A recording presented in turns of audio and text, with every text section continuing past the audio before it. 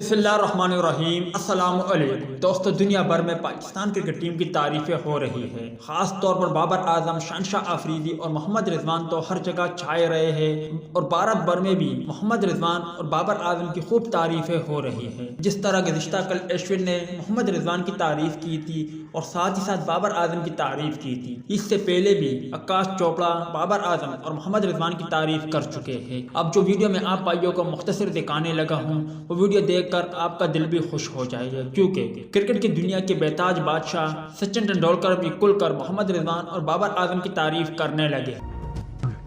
पाकिस्तान की पार्टनरशिप शुरू हो रही थी तब थोड़ा सा एक रेस्टलेसनेस दिखाई दिया रिजवान में आके उन्होंने ऐसी इनिंग खेली, तो that was obviously wonderful for Pakistan. जिस तरह से बाबर आजम एक टच में दिख रहे थे, it was superb to watch him.